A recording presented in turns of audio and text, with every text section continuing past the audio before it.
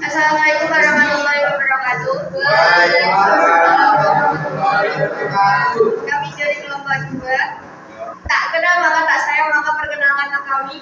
Saya Alessia Eka Mayaro, absen 6. Saya Dihaisya absen 10. Saya Dinda Yudhiani, absen 9. Saya Sejak Fitnah, absen 8. Di sini kami akan mempresentasikan materi tentang kebijakan perdagangan internasional. Maka dari itu simaklah dengan seksama.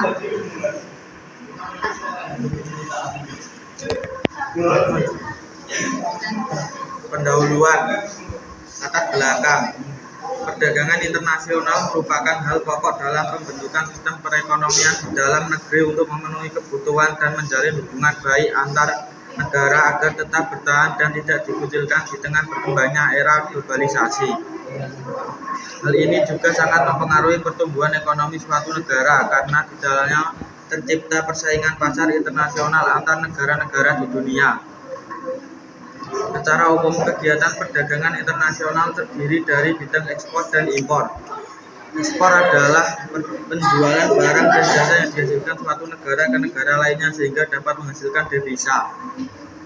Sementara impor merupakan kebalikannya, yaitu pembelian barang dan jasa yang dihasilkan negara lain ke suatu negara tersebut dengan menggunakan devisa. Keduanya sangatlah penting karena selain memperoleh keuntungan, kegiatan ekspor dan impor juga menjadi komponen yang diperhitungkan dalam mengukur total pendapatan domestik bruto atau PDB dan pendapatan nasional. Namun suatu negara tidak bisa menjalankan kegiatan ekspor terus-menerus karena keterbatasan faktor produksi yang dimilikinya. Begitupun dengan kegiatan impor yang berlebihan membuat produk dalam negeri menjadi terbelakang sehingga produktivitasnya menurun. Melalui makalah ini, kami akan menganalisis beberapa hal yang terkait dengan salah satu dari ketiga kebijakan tersebut, yaitu kebijakan perdagangan internasional, khususnya di negara Indonesia sendiri. Bab permasalahan akan dibacakan oleh Dinda. Permasalahan. Dalam makalah ini, kami akan memaparkan beberapa gagasan mengenai 1. Apakah yang dimaksud dengan kebijakan perdagangan internasional? Apa saja jenis-jenis kebijakan perdagangan internasional? Manfaat apa saja yang diperoleh dari pemberlakuan kebijakan-kebijakan tersebut? Adapun tujuan kami melakukan penulisan ini adalah untuk menjelaskan pengertian dan tujuan dari kebijakan perdagangan internasional, menjabarkan jenis kebijakan perdagangan internasional, mengedukasi manfaat-manfaat dari pemberlakuan kebijakan perdagangan internasional. Manfaat penulisan. Diharapkan melalui makalah ini pembaca atau audis bisa lebih mengetahui dan memahami pengertian, tujuan, jenis-jenis, dan manfaat dari kebijakan perdagangan internasional, sehingga muncul suatu inisiatif untuk lebih mencintai produk dalam negeri dan bersama-sama dalam melancarkan pelaksanaannya. Dan selanjutnya akan dibacakan oleh dia. Pembahasan. Secara keseluruhan, kebijakan perdagangan internasional merupakan serangkaian tindakan yang akan diambil pemerintah untuk mengatasi kesulitan atau masalah hubungan perdagangan internasional guna melindungi kepentingan nasional. Kebijakan ini memiliki tujuan sebagai berikut, yaitu melindungi kepentingan ekonomi nasional dari pengaruh buruk situasi perdagangan internasional yang tidak baik, melindungi kepentingan industri di dalam negeri, melindungi lapangan kerja, menjaga keseimbangan balance of payment atau neraca pembayaran, menjaga tingkat pertumbuhan ekonomi yang cukup tinggi, dan menjaga stabilitas nilai tukar.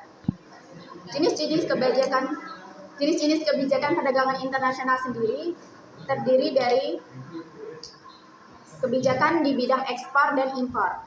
Yang pertama, di bidang ekspor. Ada diskriminasi harga atau suatu tindakan dalam penetapan harga barang tertentu yang berbeda untuk suatu negara dengan negara lainnya. Berikutnya adalah pemberian premi atau subsidi, merupakan salah satu upaya pemerintah untuk memajukan ekspor yang diberikan kepada badan usaha yang melakukan kegiatan ekspor tersebut. Ketiga adalah dumping, yaitu kebijakan yang diambil pemerintah dengan menetapkan harga barang ekspor atau barang di luar negeri yang lebih murah daripada harga di dalam negeri. Lalu yang keempat ada politik dagang bebas. merupakan suatu kebijakan di mana masing-masing pemerintah memberi kebebasan dalam melakukan kegiatan ekspor dan impor bagi penduduknya. Yang terakhir, ada kebijakan larangan ekspor, yaitu kebijakan atas suatu negara untuk melarang ekspor barang-barang tertentu ke luar negeri. Penyebabnya bisa karena kondisi politik, ekonomi, sosial, ataupun budaya di dalam negara tersebut. Berikutnya merupakan kebijakan perdagangan internasional di bidang impor. Yang pertama ada kebijakan kuota. Artinya adalah total jumlah atau barang tertentu yang dapat diimpor dalam suatu masa dibatasi masuknya ke dalam negeri. Berikutnya ada kebijakan penggunaan bea masuk atau tarif. Merupakan kebijakan dengan pembebanan pajak atau tarif tinggi untuk mengimpor suatu jenis barang. Yang ketiga ada subsidi. Subsidi adalah upaya pemerintah untuk menekan harga barang produksi dalam negeri dengan memberikan subsidi pada konsumen, pada produsen dalam negeri, sehingga harga barang produksi dalam negeri bisa lebih menang daripada harga barang impor yang lebih murah. Yang terakhir ada kebijakan larangan impor, yaitu kebijakan untuk melarang impor barang-barang tertentu yang mungkin berbahaya sebagai upaya dalam menghemat devisa atau merupakan bentuk membalas tindakan negara lain yang lebih dulu melakukannya.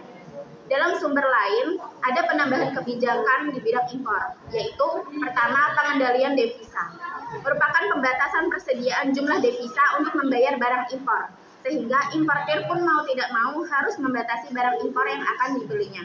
Berikutnya, kebijakan substitusi impor adalah kebijakan yang ditujukan untuk mendorong produsen dalam negeri agar dapat membuat sendiri barang-barang yang diimpor untuk mengurangi ketergantungan.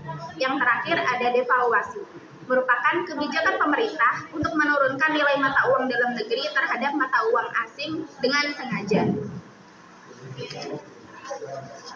Manfaat dari kebijakan perdagangan internasional ini adalah untuk meningkatkan pendapatan devisa negara dan masyarakat, memperlancar kegiatan ekspor dan impor,